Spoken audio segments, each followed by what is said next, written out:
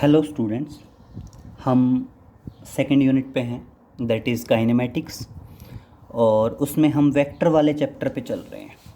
तो देखिए, बस वेक्टर को कंक्लूड करते हैं।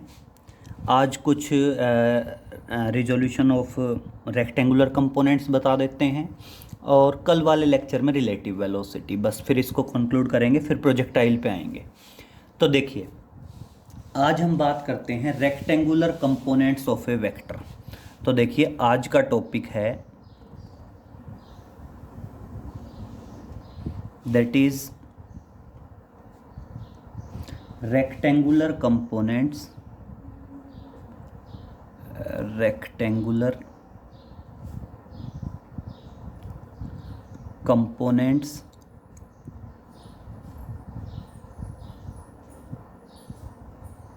Of a vector. टॉपिक है that is rectangular components of a vector. सबसे पहली बात समझिए बेटा, रेक्टेंगुलर कंपोनेंट्स क्या होते हैं। बेटा, रेक्टेंगुलर कंपोनेंट्स होते हैं the components which are perpendicular to each other. बेटा, जो कंपोनेंट एक दूसरे के परपेंडिकुलर होते हैं उन्हें क्या कहते हैं? रेक्टेंगुलर कंपोनेंट्स कहते हैं। तो देखिए क्या है, when a vector is resolved into component, when a vector is resolved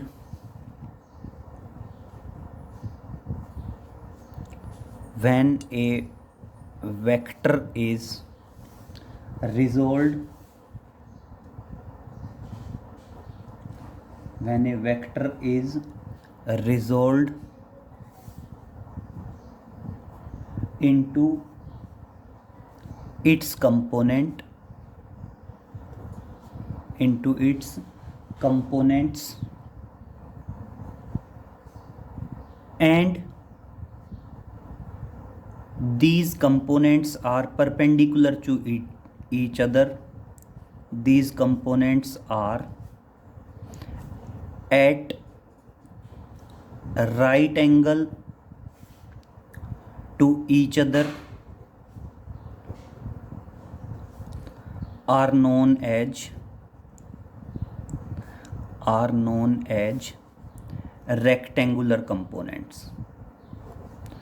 rectangular components clear हुआ बेटा? जो कंपोनेंट्स एक दूसरे के परपेंडिकुलर होंगे, बिल्कुल 90 डिग्री के एंगल पे होंगे, उन कंपोनेंट्स को क्या कहा जाता है बेटा? रेक्टेंगुलर कंपोनेंट्स कहा जाता है। उन कंपोनेंट्स को क्या कहा जाता है? रेक्टेंगुलर कंपोनेंट्स कहा जाता है। तो देखिए, सबसे पहले कहते हैं इनटू टू परपेंडिकुलर कंपोनेंट्स। तो देखिए, पहला आता है rectangular components in two dimensional 2D। Rectangular component किसमें बेटा? 2D मतलब टू डायमेंशनल। अब टू डायमेंशनल में समझिए बेटा, जनरली आप क्या कहते हैं, ये एक्स एक्सिस है और ये है आपकी वाई एक्सिस, यही होता है ना। ये जनरली एक्स एक्सिस है और ये जनरली क्या है? वाई एक्सिस है। अब समझिए बेटा, अगर ये कोई वेक्टर ए है, अगर मान लीजिए मैं कहता हूँ ये कोई वेक्टर ए है, तो जनरली इस वेक्टर ए को हम टू डायमेंशनल में कैसे लिखेंगे? टू डायमेंशनल में लिखेंगे ए X I cap plus A Y J cap, यही लिखा जाएगा ना। ए X I cap, A x क्या है? इसका magnitude along x axis. X axis में जो मैग्नीट्यूड आएगा वो मैग्नीट्यूड क्या होगा? ए एक्स। और बेटा, वाई एक्सिस में जो मैग्नीट्यूड आएगा, वाई एक्सिस का मैग्नीट्यूड क्या होगा? ए वाई। और बेटा, डायरेक्शन तो फिक्स है। एक्स एक्सिस की डायरेक्शन क्या होती है? आई कैप। वाई एक्सिस की डायरेक्शन क्या होती है? जे कैप। तो इसलिए ए X I cap, A Y J cap. और अब एक बात और समझिए बेटा, अगर आप यहाँ पे कहते हैं ये एंगल थीटा है, तो देखिए जो एक्स कंपोनेंट होगा ए एक्स, वो किसके बराबर हो जाएगा? ए कोस थीटा के बराबर हो जाएगा, और जो वाई कंपोनेंट होगा ए वाई, वो किसके बराबर आ जाएगा बेटा, ए साइन थीटा के बराबर आ जाएगा। देखिए बहुत ध्यान से समझिए, आप कहते हो कि जो ए एक्स है वो किसके बराबर है, ए कोस थीटा, ए वाई है वो किसके बराबर है, ए साइन थीटा के। अब देखिए अगर आप ए वेक्टर के मैग्नीट्यूड की बात करो, ए वेक्टर का मैग्नीट्यूड या तो ये लिखो या खाली ये लिखो, और ये किसके बराबर आएगा, that is under root A X का स्क्वायर, भाई आई के कंपोनेंट का स्क्वायर प्लस जे के कंपोनेंट का स्क्वायर, यही आएगा ना। तो देखिए यहाँ से बिल्कुल सेम हो जाएगा। ए एक्स का स्क्वायर क्या करेंगे बेटा, ए एक्स का स्क्वायर करेंगे ए स्क्वायर कोस स्क्वायर थीटा, ए वाई का क्या करेंगे, ए स्क्वायर साइन स्क्वायर थीटा। और देखना अब जो ए है वो ऑटोमेटिक किसके बराबर आएगा, अंडर रूट, दोनों में से ए स्क्वायर कॉमन ले लूँ, ए स्क्वायर कॉमन लिया तो क्या आ गया बेटा, cos square theta plus sine square theta, और बेटा cos square theta plus sine square theta क्या आ गया, 1, और ऑटोमेटिक ए किसके बराबर आ गया, ए के बराबर आ गया। क्लियर। और अगर इसकी डायरेक्शन की बात करें, अगर हम इसकी बात करें डायरेक्शन की, तो डायरेक्शन किससे दी जाएगी, tangent theta.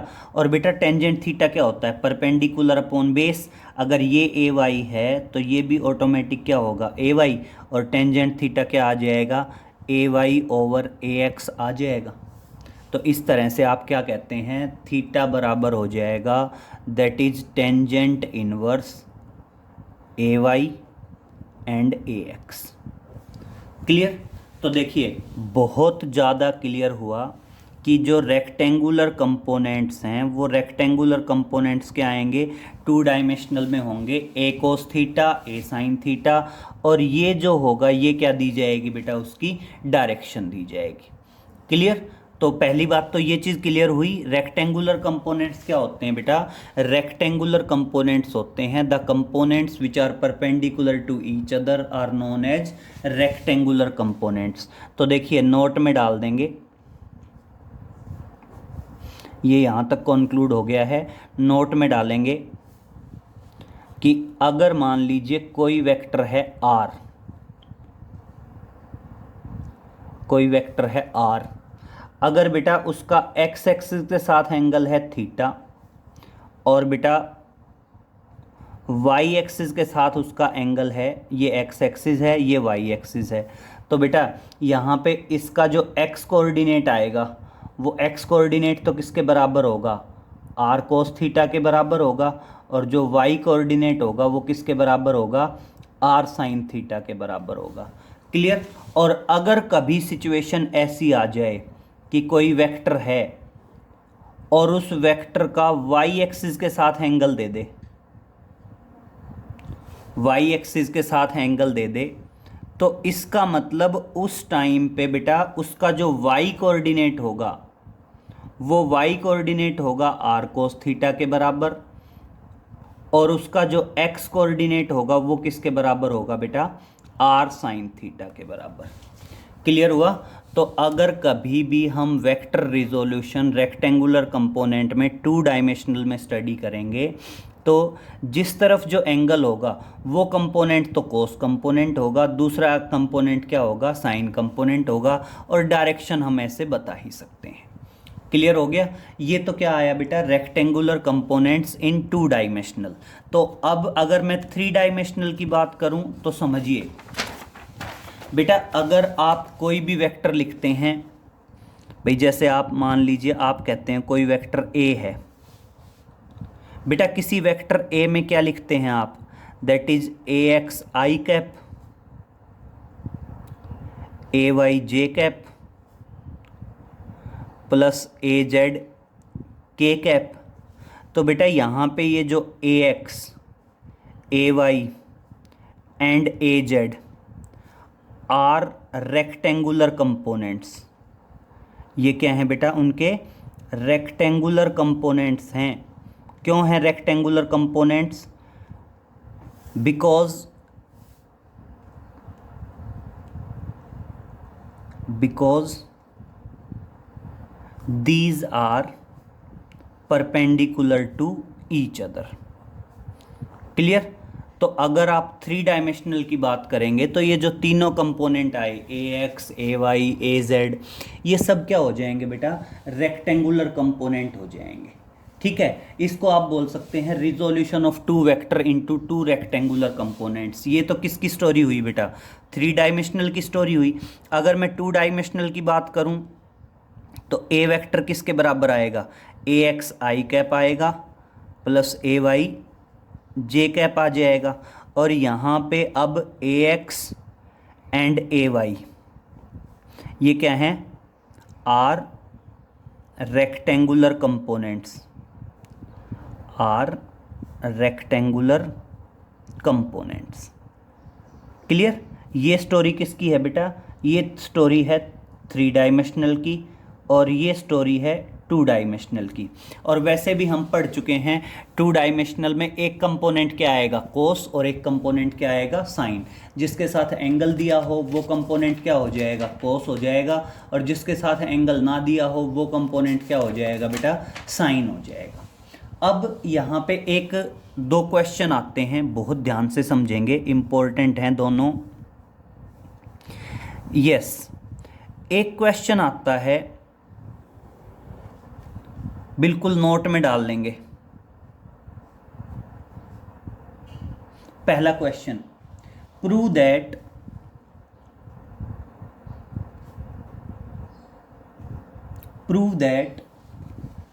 It is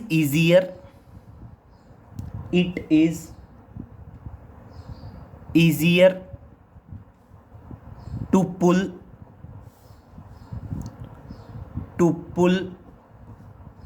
a lone roller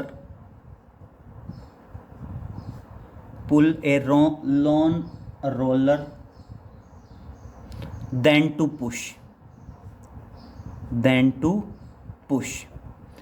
अब क्लियर करना है कि लॉन रोलर को पुल करना इजी है और पुश करना क्या है, डिफिकल्ट है। ठीक है, तो अब हम यहां पे देखो दो केस बना लेंगे।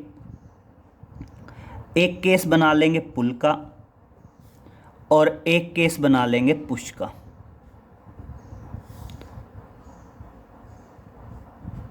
देखिए, एक केस पुल का बना रहा हूं और एक केस किसका बना रहा हूं बेटा, पुश का। तो देखिए, लॉन रोलर है,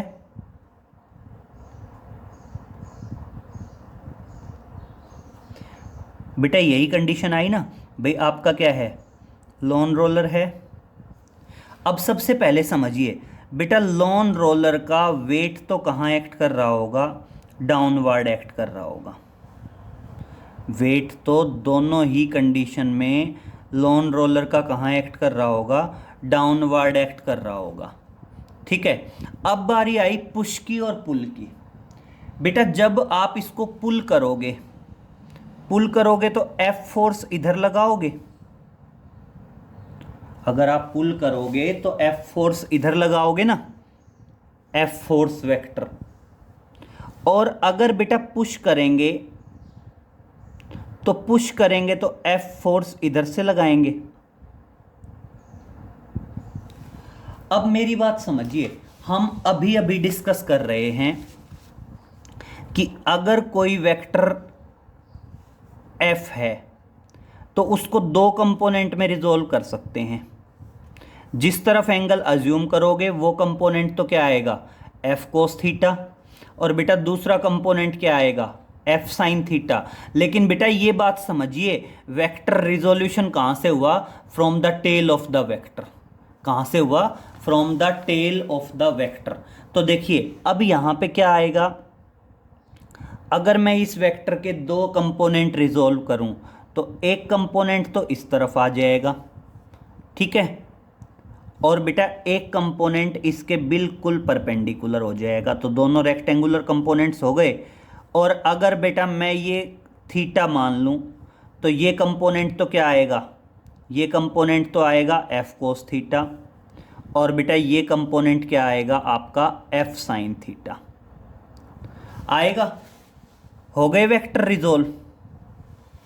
और यहां पे देखना हेड से रिजोल्व कर नहीं सकते, मैं इसको आगे की तरफ शिफ्ट करूंगा, ये एफ वेक्टर आगे की तरफ शिफ्ट होगा बेटा, और अब इसको रिजोल्व करेंगे, एक इधर आएगा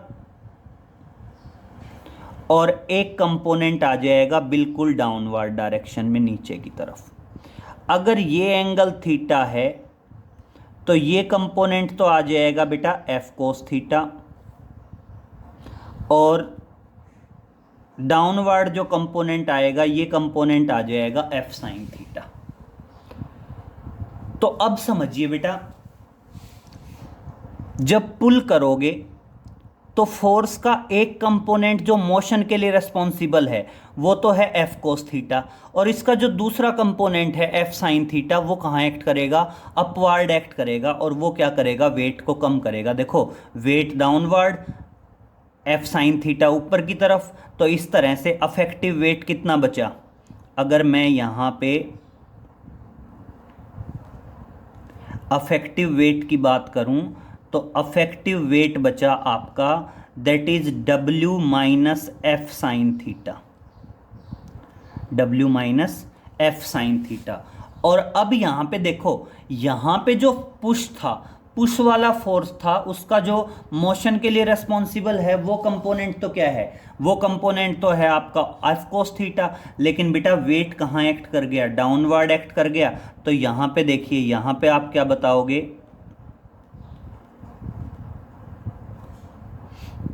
अफेक्टिव वेट कितना आया, अफेक्टिव वेट आया that is W plus F sine theta. Clear हुआ।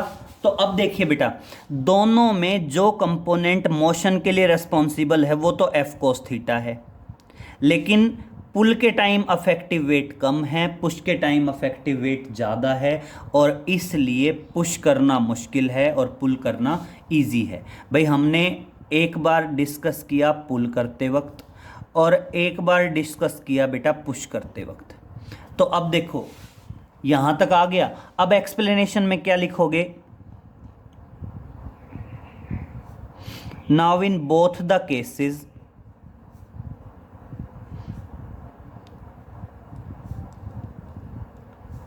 The component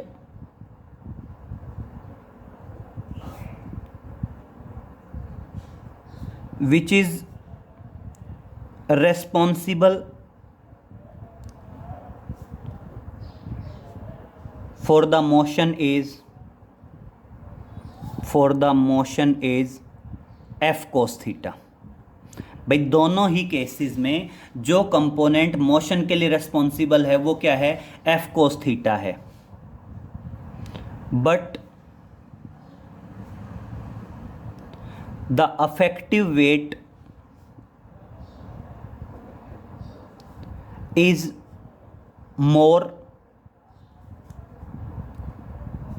in case of push।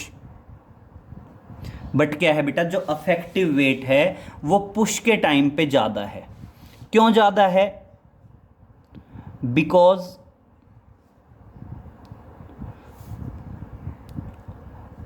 one component of the force increase the effective weight,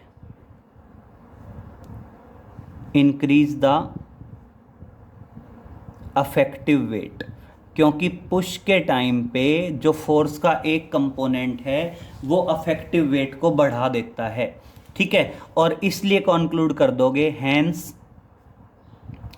it is easier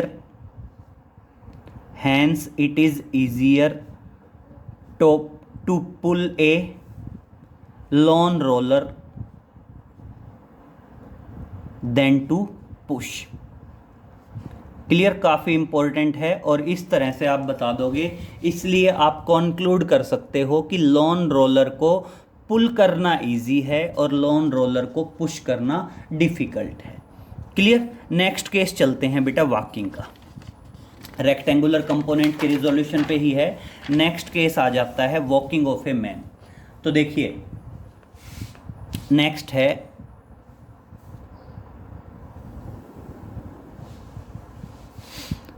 that is explain how a man walks on the ground. Explain how a man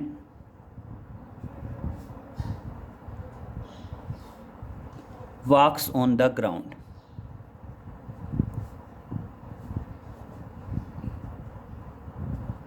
explain करिए एक आदमी जमीन पे कैसे चलता है। Explain how a man walk on the ground. बेटा ये भी क्या आएगा, वेक्टर रिजोल्यूशन से ही आएगा। अब समझिए, मान लीजिए ये क्या है, ग्राउंड है, जमीन है। ये क्या है, आपकी जमीन है, ठीक है। अब यहां पे एक चीज समझिए, अगर कोई चलेगा, बेटा चलने के लिए हमेशा हम फोर्स लगाते हैं डाउनवर्ड और बैकवर्ड। कभी भी देखिए, अगर हमने फोर्स लगाना है ना बेटा, अगर हम चल रहे हैं और चलते वक्त अगर हम फोर्स लगाते हैं, तो चलते वक्त बेटा हम फोर्स लगाएंगे हमेशा बैकवर्ड और डाउनवर्ड। कभी भी अगर हमने फोर्स लगाना है तो बेटा हम चलते वक्त फोर्स लगाते हैं बैकवर्ड और डाउनवर्ड, ठीक है। हमारा अफेक्टिव वेट तो कहाँ होगा बेटा, हमारा अफेक्टिव वेट तो होगा डाउनवर्ड, ठीक है। लेकिन बेटा हम चलते वक्त जो फोर्स लगाएंगे वो फोर्स हम पुश के तौर पे लगाते हैं, और वो फोर्स कहाँ लगता है बेटा, बैकवर्ड और डाउनवर्ड लगता है। और आपने वो तो पढ़ाई है, that is Newton third law of motion, every action has equal and opposite reaction. तो आप क्या बताओगे, इस फोर्स का अपोजिट रिएक्शन मिलेगा, बिल्कुल इसके अपोजिट, और रिएक्शन होगा आर। रिएक्शन क्या होगा बेटा, आर। और अब देखिए, रिएक्शन के दो कंपोनेंट हो सकते हैं बेटा। रिएक्शन के दो कंपोनेंट क्या हो सकते हैं, रिएक्शन का एक कंपोनेंट तो आएगा बेटा फॉरवर्ड डायरेक्शन में, और एक कंपोनेंट आएगा अपवर्ड डायरेक्शन में। तो अगर मान लीजिए मैं कहता हूँ एक कंपोनेंट इधर है और दूसरा कंपोनेंट है इधर, तो अब देखिए, अगर ये एंगल थीटा है तो यहाँ पे रिएक्शन का ये कंपोनेंट तो होगा आर कोस थीटा के बराबर, और रिएक्शन का ये कंपोनेंट होगा बेटा आर साइन थीटा के बराबर। रिएक्शन का ये कंपोनेंट किसके बराबर होगा, आर साइन थीटा के बराबर होगा। तो अब देखो आप क्या बताओगे, during walking, during the walk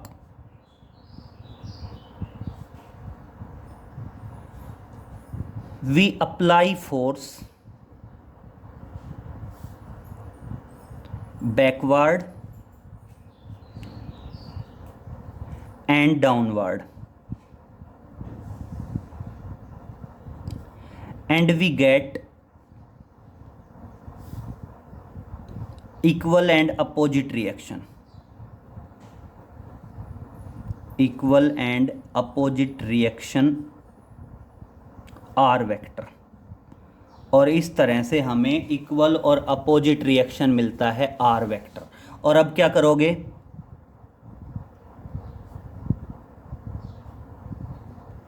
now resolve R vector into rectangular components. R vector को क्या करो बेटा, आप रेक्टेंगुलर कंपोनेंट्स में रिजोल्व करो। बेटा रेक्टेंगुलर कंपोनेंट्स में रिजोल्व करेंगे तो एक कंपोनेंट तो आएगा आर कोस थीटा, और एक कंपोनेंट आएगा बेटा आर साइन थीटा, ठीक है। दो रेक्टेंगुलर कंपोनेंट हो गए, आर कोस थीटा और R sine theta. R cos theta component जो है बेटा, ये तो क्या है, हॉरिजेंटल कंपोनेंट है, और आर कोस थीटा जो कंपोनेंट है ये क्या है बेटा, वर्टिकल कंपोनेंट है। तो आर साइन थीटा तो क्या करेगा, बैलेंस द वेट,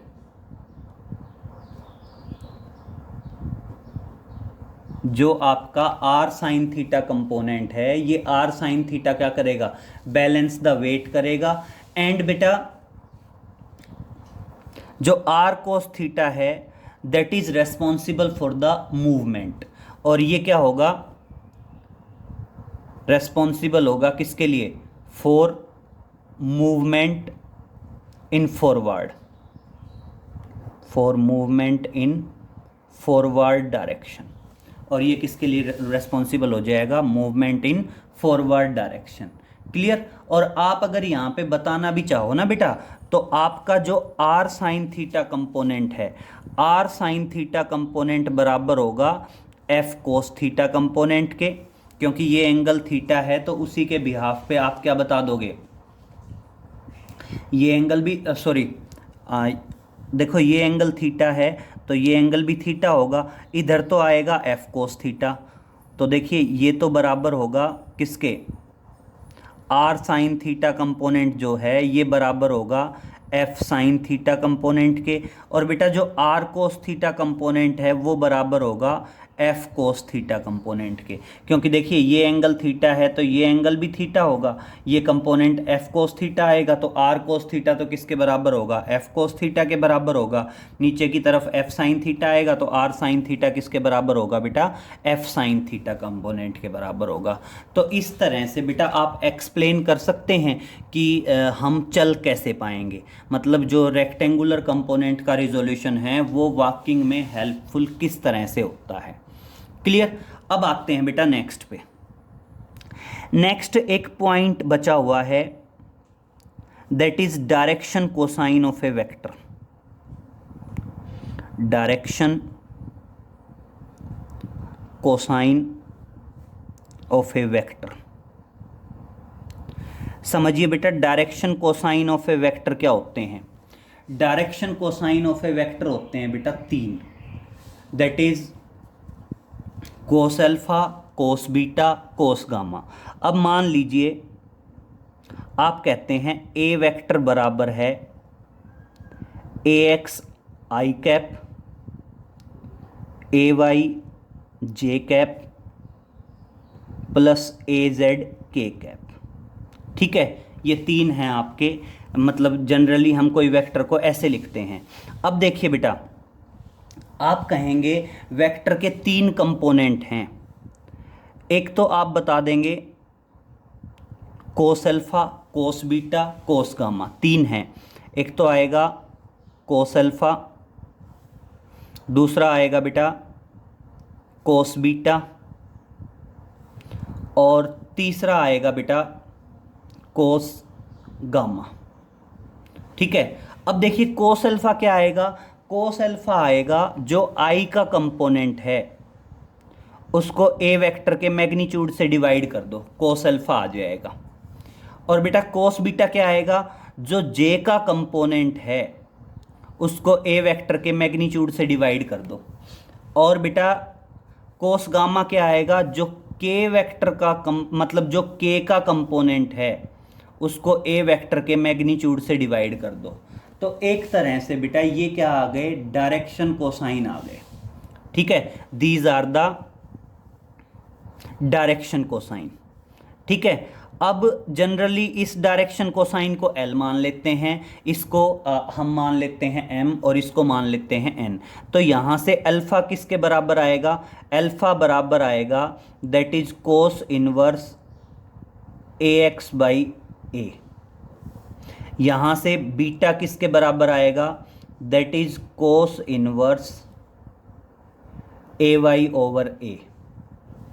और ये क्या आ जाएगा, गामा आ जाएगा that is cos inverse A Z by A. ये अल्फा क्या है, अल्फा है the A vector makes with X axis. अब समझिए बेटा एक पॉइंट बहुत ध्यान से समझने वाला है, आप जनरली ये कहते हैं तीन एक्सिस होती हैं, आप कहते हैं ये एक्स एक्सिस है, ये वाई एक्सिस है और ये है जेड एक्सिस। अगर आप यहाँ पे कहते हैं कि ये कोई वेक्टर ए है, ये कोई वेक्टर क्या है ए, तो बेटा ए वेक्टर एक्स एक्सिस के साथ जो एंगल बनाता है वो होता है अल्फा, ए वेक्टर वाई एक्सिस के साथ जो एंगल बनाता है वो होता है बीटा, और ए वेक्टर जेड एक्सिस के साथ जो एंगल बनाता है वो होता है गामा। क्लियर? तो यहां पे अल्फा क्या बताओगे? एंगल बिटवीन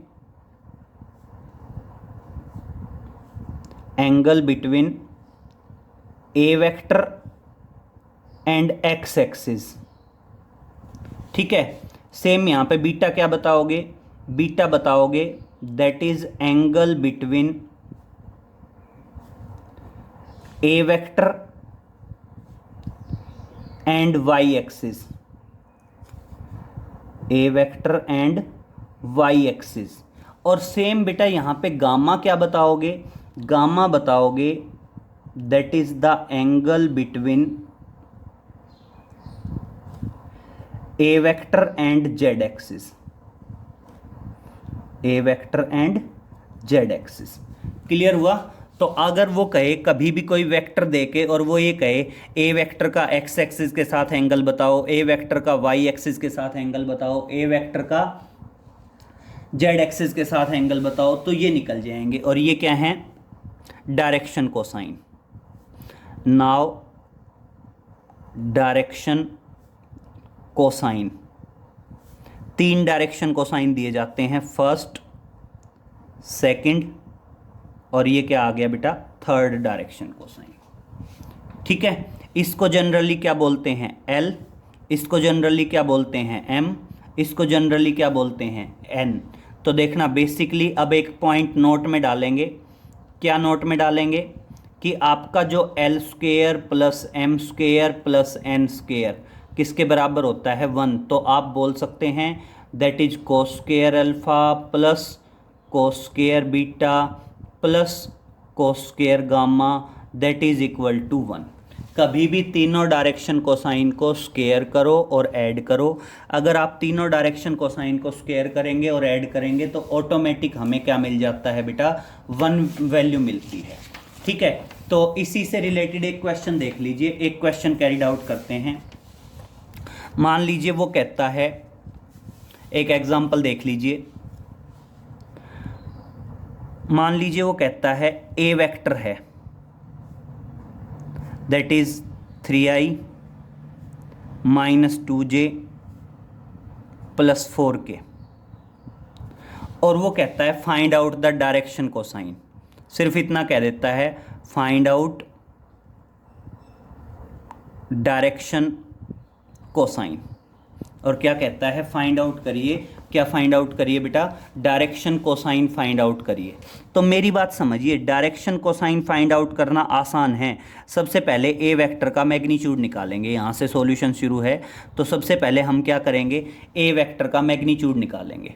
बेटा ए वेक्टर का मैग्नीट्यूड क्या आएगा? √i के कंपोनेंट का स्क्वायर, 3 का स्क्वायर 9 प्लस जे के कंपोनेंट का स्क्वायर। जे का कंपोनेंट क्या है? -2 और -2 का स्क्वायर क्या आएगा? 4 प्लस के का कंपोनेंट क्या है? +4 और +4 का स्क्वायर 16। तो क्या आ गया? √29 आ गया।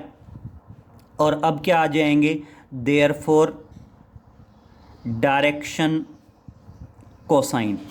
और इस तरह से बेटा डायरेक्शन कोसाइन क्या आएंगे? पहला डायरेक्शन कोसाइन आएगा कोस अल्फा। कोस अल्फा क्या आएगा? ax/a। तो देखना ax क्या है बेटा? ax है 3 और a का मैग्नीट्यूड क्या है? √29। तो cos alpha is equal to 3/√29। Same इसी तरह कोस बीटा क्या आएगा बेटा? कोस बीटा आएगा ay/a। ay/a का मतलब क्या है? -2/√29।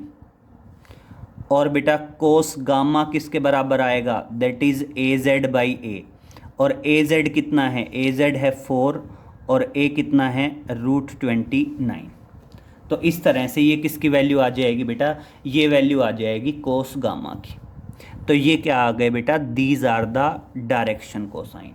तो अगर वो कहता है सिंपल कि किसी भी वेक्टर के डायरेक्शन कोसाइन निकालिए, तो किसी भी वेक्टर के डायरेक्शन कोसाइन आप सिंपल निकाल सकते हैं।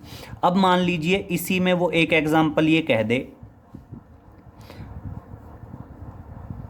Find out angle between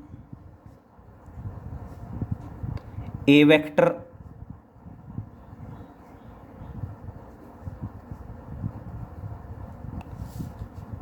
and Y axis. मान लीजिए उसने इसी क्वेश्चन में कह दिया कि हमें एंगल बताइए ए वेक्टर और वाई एक्सिस के बीच का। तो बेटा जो बीटा एंगल है वो बीटा एंगल ए वेक्टर और वाई एक्सिस के बीच का होता है। तो इसका मतलब हमने क्या निकालना पड़ेगा, बीटा निकालना पड़ेगा। तो यहाँ पे समझिए बेटा, सबसे पहले आप क्या करोगे, सॉल्यूशन है, सॉल्यूशन में आपको क्या दिया है, ए वेक्टर दिया है। ए वेक्टर क्या है, 3i माइनस 2j प्लस के। तो आप क्या करोगे, ए वेक्टर का मैग्नीट्यूड निकालोगे। ए वेक्टर का मैग्नीट्यूड क्या आएगा, अंडर रूट आई के कंपोनेंट का स्क्वायर दैट इज 3 का स्क्वायर 9 प्लस जे के कंपोनेंट का स्क्वायर। बेटा जे का कंपोनेंट है -2 एंड -2 का स्क्वायर करेंगे तो 4 आ जाएगा, प्लस के का कंपोनेंट उसका स्क्वायर। तो बेटा के का कंपोनेंट 1, 1 का स्क्वायर क्या आएगा 1 and that is equal to under root 14। ठीक है। और अब क्या निकालोगे बेटा, कोस बीटा निकालोगे, क्योंकि वाई एक्सिस हम कोस बीटा हमने क्या पढ़ा है, कोस बीटा हमने पढ़ा है ए वाई ओवर ए। तो ए वाई क्या है, -2 वाई कंपोनेंट मतलब जे का जो कंपोनेंट है वो, और अपॉन क्या आ गया, अंडर रूट 14। और इस तरह से बीटा किसके बराबर आ गया बेटा, बीटा आ गया that is cos inverse -2 by under root 14। और ये क्या आ गया, this is the angle between A vector and Y axis. तो ये एंगल आ गया, किस किस के बीच का एंगल आ गया बेटा, ए वेक्टर और वाई एक्सिस के बीच का एंगल आ गया। ठीक है। तो बेटा इस तरह से डायरेक्शन कोसाइन से रिलेटेड दो बातें आ सकती हैं। या तो वो ज़्यादा सिंपल में पूछे तो आपसे पूछ सकता है कि किसी भी वेक्टर के डायरेक्शन कोसाइन बता दीजिए। और बेटा थोड़ा सा कॉम्प्लिकेशन में जाए तो वो ये कह सकता है कि भाई ये जो वेक्टर है इसका एक्स एक्सिस के साथ एंगल बताइए, इसका वाई एक्सिस के साथ एंगल बताइए। तो वो एंगल भी आप बेटा डायरेक्शन कोसाइन की टर्म्स में निकाल सकते हैं। क्योंकि यहाँ पे पहली बात तो आप ये ध्यान रखोगे कि कोस अल्फा किसके बराबर है, ए एक्स ओवर ए का मैग्नीट्यूड। कोस बीटा किसके बराबर है, ए वाई ओवर ए का मैग्नीट्यूड। कोस गामा किसके बराबर है, ए जेड ओवर ए का मैग्नीट्यूड। ठीक है। अब दूसरा पॉइंट ध्यान रखेंगे, अल्फा क्या है, alpha is the angle between A vector and X axis. Beta क्या है, that is the angle between A vector and Y axis. And gamma क्या है, that is the angle between A vector and Z axis. तो देखिए अगर ये आ गया तो इतना तो कर ही सकते हैं कि alpha is equal to cos inverse A X over A. तो ये ऑटोमेटिक क्या आ गया बेटा, ये ऑटोमेटिक आ गया angle between A vector and X axis. इसी तरह कोस बीटा किसके बराबर है, ए वाई ओवर ए। तो बीटा क्या आ जाएगा, कोस इनवर्स आ जाएगा ए वाई ओवर ए। और ये ऑटोमेटिक क्या आ गया सॉरी, ये ऑटोमेटिक आ गया angle between A vector and Y axis. और सेम इसी तरह कोस गामा किसके बराबर है बेटा, ए जेड ओवर ए। तो यहाँ से गामा क्या आ जाएगा, कोस inverse A Z over A. और ये क्या आ गया, angle between A vector and Z axis. एक बेटा दूसरा पॉइंट ध्यान रखना, ये कंफ्यूज मत होना, ये एल इसके साथ नहीं है। बस जनरली हम कोस अल्फा को एल से डिनोट करते हैं, कोस बीटा को एम से डिनोट करते हैं और कोस गामा को एन से। तो आप क्या कहोगे कि अगर तीनों डायरेक्शन कोसाइन को L square plus M square plus N square करें तो 1 के बराबर है। मतलब cos square alpha plus cos square beta plus cos square gamma किसके बराबर है, 1 के बराबर। करके देख लीजिए। बेसिकली ये ए वेक्टर है, ए वेक्टर किसके बराबर है, A X I cap A Y J cap plus A Z K cap. अगर मैं यहाँ पे ए वेक्टर का मैग्नीट्यूड बताऊँ तो ए वेक्टर का मैग्नीट्यूड क्या आएगा, ए एक्स का स्क्वायर ए वाई का स्क्वायर ए जेड का स्क्वायर। तो देखना आप क्या कहोगे, कोस अल्फा किसके बराबर होता है, ए एक्स ओवर ए का मैग्नीट्यूड। ए का मैग्नीट्यूड मतलब ये आ गया under root A X square plus A Y square plus A Z square. इसी तरह cos beta A Y over A है, तो ए वाई ओवर ए क्या आएगा, under root A X square plus A Y square plus A Z square. और बेटा cos gamma क्या आएगा, ए जेड ओवर ए, तो देखिए ए जेड ओवर अंडर रूट ए स्क्वेयर ए एक्स का स्क्वेयर प्लस ए वाई का स्क्वेयर और प्लस क्या आ गया बेटा ए जेड का स्क्वेयर। अब बात करते हैं cos square alpha plus cos square beta plus cos square gamma that is equal to 1। तो देखिए कोस स्क्वेयर अल्फ़ा, इसका स्क्वेयर करेंगे तो ए एक्स का स्क्वेयर ओवर अंडर रूट ख़त्म हो गया,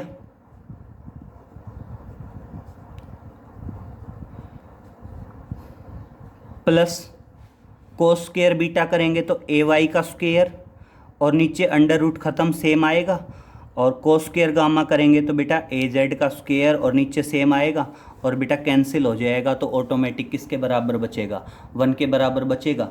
तो इस तरह से बेटा आज हमने पढ़ा resolution of the vector rectangular components में, और इसमें बेटा ये दोनों केस इम्पोर्टेंट है। एक तो पुश करना मुश्किल है, पुल करना इजी है, और दूसरा हम चल कैसे पाते हैं, how we are able to move, और एक आ गया बेटा डायरेक्शन कोसाइन।